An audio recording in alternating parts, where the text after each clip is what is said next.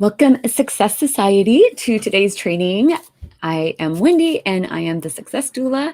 And today we're going to be talking about something that comes up all the time and basically is the reason why I am doing what it is that I'm doing. And that is about how your past affects your ability to become a six-figure or more CEO. If you're new around here, then you may or may not know that I am kind of obsessed with trauma and the way trauma affects our bodies. I'm also an orgasm coach. I've been doing that for a few years, and that is how I really got into understanding trauma because if you're not aware of this, having an orgasm is 100% related to your nervous system, and trauma is stored in your nervous system. And so it affects your ability to orgasm, to receive pleasure, to experience pleasure, all of those things that are very important for our intimate lives. And sorry, I got a little notification. Whenever that happens, it kind of just takes me out of the moment. Sorry about that.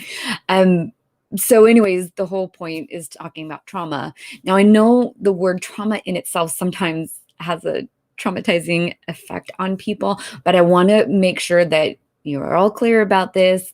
Those of you who've been around here know this very well by now because I talk about it all the time. But trauma does not have to be big trauma.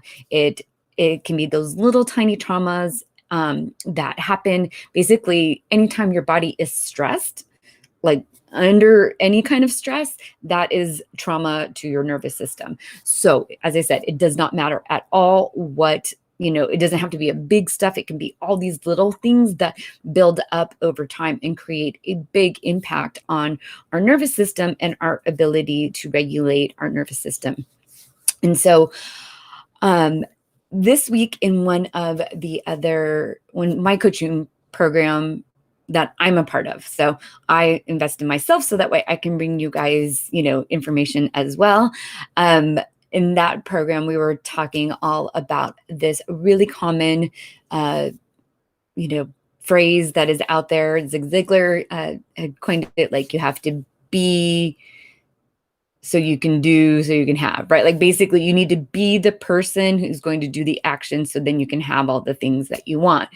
For the most part, most humans, based on our neurological wiring, we think that happiness happens once we have something. So once something has already happened, then we're like, oh, I will be happy. Like, typical one is like losing weight. Once I lose 5 pounds, then I'm going to be happy. Once I have a boyfriend, then I will enjoy sex. Once I, make $10,000 a month, then I will, be a successful business owner. All of those things, right? Like, this comes into play all the time in what and how we think, right? And so the main takeaway, though, that you hear about all the time now is that you should try to be first, and then once you are like the CEO, the six-figure CEO, then you'll start doing the actions, and then you'll be able to have what it is that you're after. And one of the things that became really clear when I was listening, as I said, this comes up all the time. This is not like the first time I've heard it. So I've heard it in other groups, that I've been in before, see it on social media. I've watched videos about it, all of those things, right? But the interesting thing about Be Do Have is that it assumes a certain level of ability to step into the person you're becoming, right? And it is easier for some other people out there to do that because they either have had experience in stepping out of their comfort zone, right? Or, maybe they have the kind of traumas that they haven't greatly impacted them, or maybe they've done a lot of work on healing themselves and working through their trauma so that way their trauma doesn't impact them. But for the vast majority of people that I know that are struggling in their business, the big issue is that they actually haven't kind of gotten through that whole trauma, impact. And so if you kind of think about, like, you have your conscious mind that has all of these thoughts like, oh, I want this, I want that, I want, I'm working towards this, and I'm going to create this kind of impact, and I'm going to do this kind of work, right? That's our conscious mind. It knows what we want, and it can look and say, all right, I know that in order to be successful, I'm going to have to be consistent and show up and do all the things that everybody talks about that needs to happen in order to have a successful business. But our subconscious mind, which is not greatly, it is 100% made up from our experiences in our past. Our brain has this amazing capability of taking in everything that happens and creating meaning based on the information that we have in that moment and stores it away. So that way our brain is going to do its job, which is going to prevent us from being stressed out again. Basically, that is the job. Our brain's job is to keep us alive and keep us safe, right?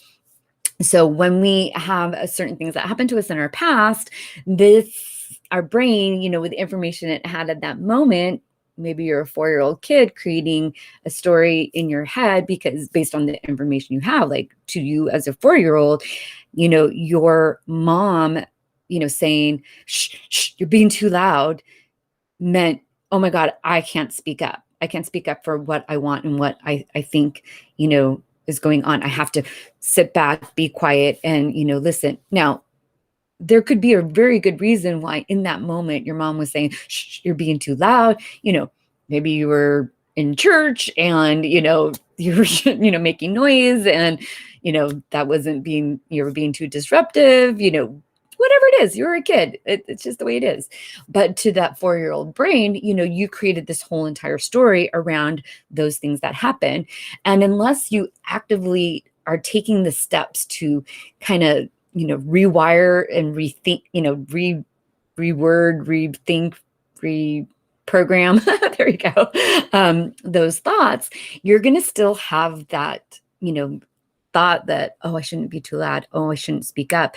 And you may not have any clue where it came from. It could have come from you're 4 years old, 2 years old, 3 years old, 8 years old, 9 years old. I mean, sometimes we know where things come from, but most of the time it's just, all these little things that happen to us throughout our life that are not, a big trauma. Like, I don't think anyone would ever classify like a mom going, shh, shh, you're being too loud as being like huge trauma, because it's not. It's just in that moment, it created this story and it felt a little traumatizing to this little you that was just wanting to speak up because they were excited because of whatever it was, right?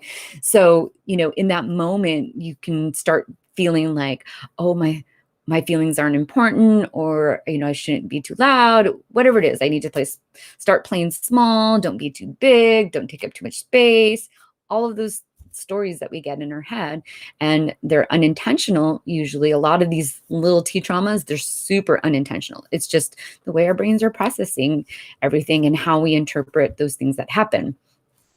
So going back to the be, do, have of business, if you have a lot of this mindset, right? Like we talk about all the time, like mindset is so important for, getting going on stuff. But if you haven't been able to make that shift yet of that mindset, because maybe you haven't unraveled the stories, maybe you haven't figured out the right words to tell yourself, maybe you're just on your process right now of, unraveling your trauma. It takes time. It's not something that happens overnight, but it does happen if you keep, working on it.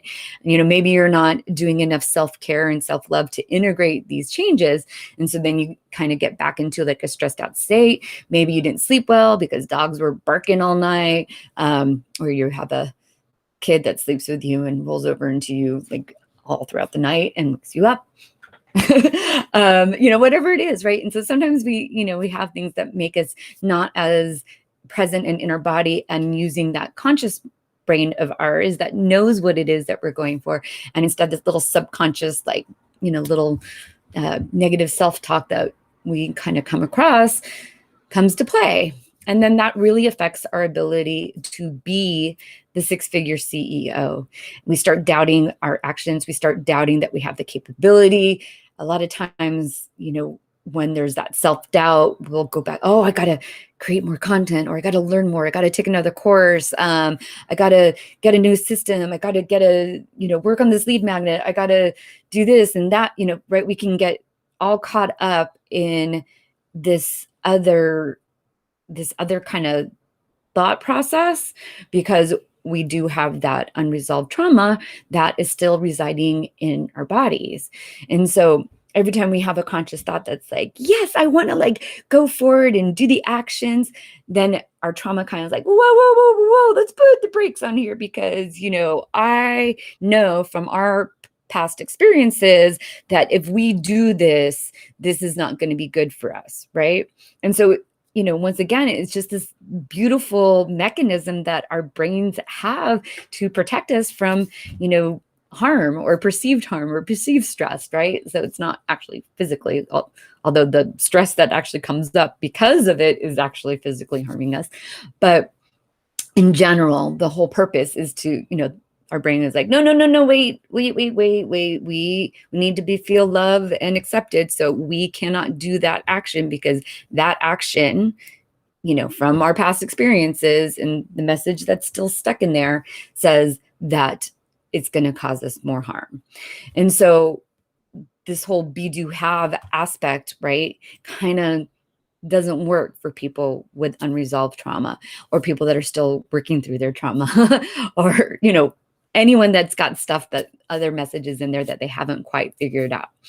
So the thing that happens then, so if you're not able to be, then it's really hard to take the action and do the do.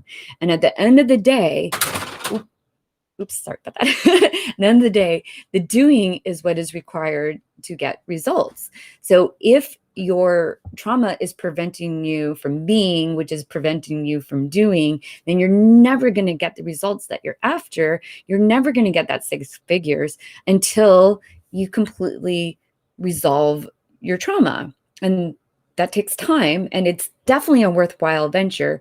And when I say completely, no one's ever going to completely. We are always going to be growing. I don't think there's anyone even, 107 that isn't still working through something from their past, right? Like that's just the way it is. That's a beautiful thing about humans. We get this really broad, experience of life with all these highs and lows and all these little challenges or big challenges or all this stuff. So that way we can feel joy and confidence and all the wonderful things that come with being a human.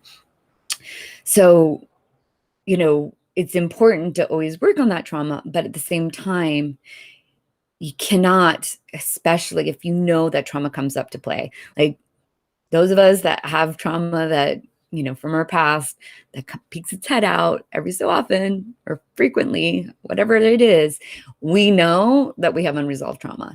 And so the way around that is to do. You absolutely must do action. You have to get out there and just get out there and do it.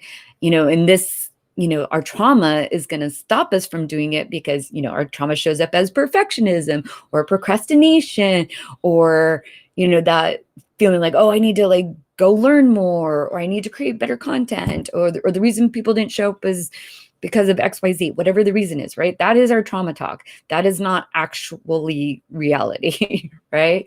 So the way to combat that is to actually create big, massive plans of action. Because what happens is when you have a plan of action, like a really good, detailed plan of action that you can follow through, it's going to be less likely that you're going to procrastinate because you know what the next thing that you're supposed to be doing is. And then also, if you're aware of all this and you find yourself procrastinating, then you can recognize and be like, oh, this is my trauma coming out to play. This is not really me, right? This is not the me that I am, becoming. So I am going to do the action of the person that I am becoming, and that will happen. So like the more you do things that a 6-figure CEO does, the more you become that 6-figure CEO. Because when you get those results, those small wins, those just the act of taking the action, the act of doing something that needed to be done, it feels good when you complete it, right?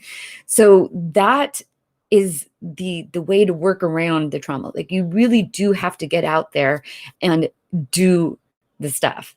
Now, I highly recommend working with someone or like a coach, a business coach or whatever, and kind of creating your plan, because a lot of times it's hard for us, especially when our trauma wants to come out and play. We start second guessing ourselves and trying to come up with, the next shiny object that is going to magically make everything happen. And that's really just trauma. Whenever you move on from one thing to the next and the next to the next, it's really trauma. That's trauma just saying, hey, this is too difficult. I don't know how to handle it. So I'm going to move on to the next thing because this doesn't feel good. So I need to move over here. But when you work with a coach, like a good coach, they will help keep you stay on track so that way you can keep doing your action. You will start showing up and stay accountable to the life that you are creating. And so that is basically the point of all of this. If you do have trauma or, past experiences, memories, whatever you want to call it, that kind of come up, or, also the mindset, right? Like if you have that negative self-talk, the doubts, then really the way to work around that is to create a plan that is going to, give you results, some results, any results, right? You are going to feel so much better. And the more you show up and the more you take those actions and the more you fail, the better you get. And the thing is that like all CEOs will tell you, like they learn so much from failing, right? It's either like, you don't fail, you really just learn. It's like win or learn, right? Like there is no other option. It's either you succeed or you learn from the experience. And when you learn from the experience, you apply that and then you succeed, right? So it's just this kind of evolving, kind of like working through your trauma. Like when you work through your trauma, there'll be another thing that comes up. And sometimes that new thing that came up sets you back even further than where you were before. But that if you work through it, you're going to be better on the other side of it. So you keep going. The same thing for your business. Like the more you show up, the more you get things done, done is better than perfect at the end of the day, right?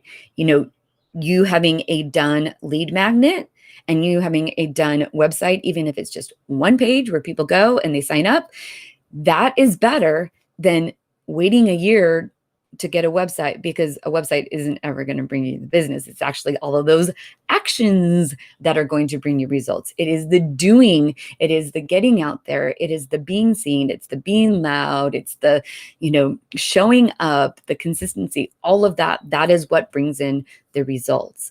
And so to bypass all of these little effects, I say little, these big effects of trauma, what you need to focus on is your doing and creating that plan that that's going to help take you farther along. I just wanted to see real quick on who, sorry. I had a comment here, but it didn't say who it was from. So I want to say hi, whoever that was. Oh, there it is. Hi, Suzanne, if you're still there.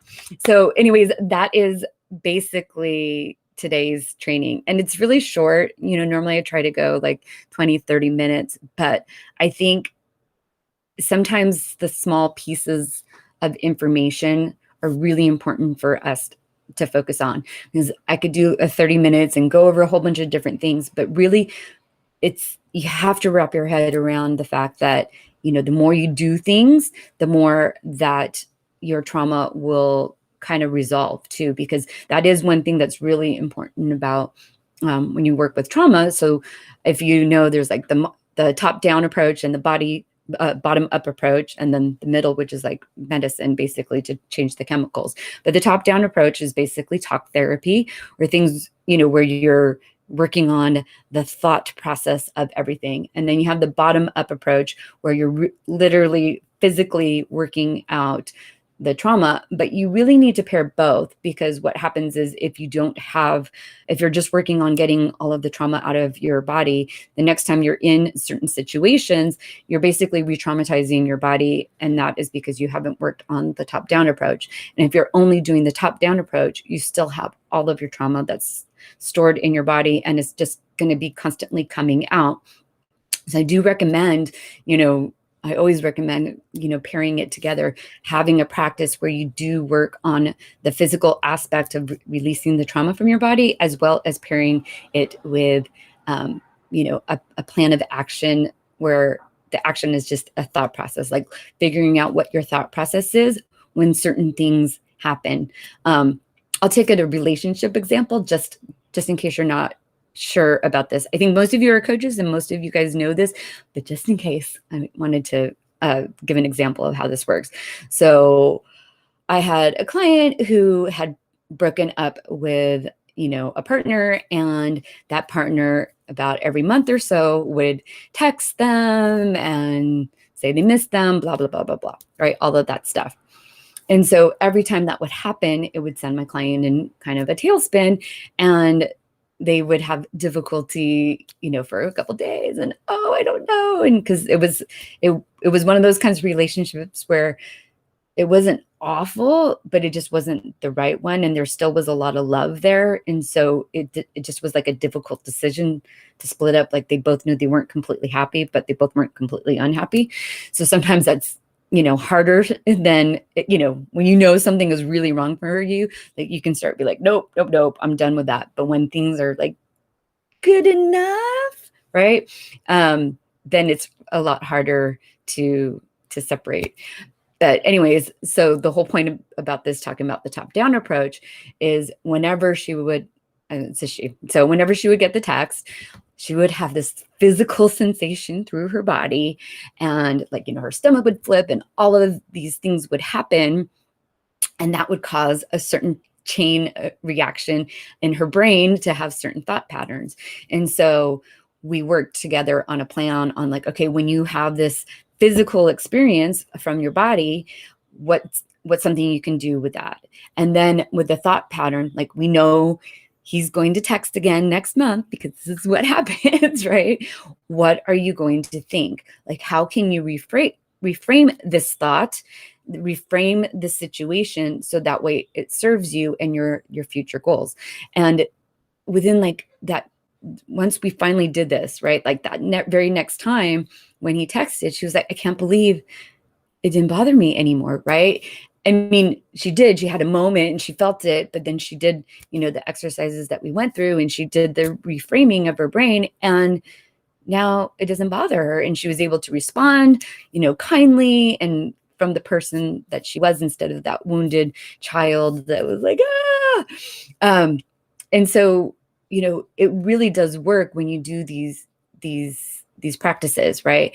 But once again, that was her doing something, right? She didn't have to just be that new person. She actually took action. She created a plan. She knew what to do. She knew the actions to take. And then once she did those actions, then she actually became that person that wasn't affected anymore with the text messages. So this is the same thing in business.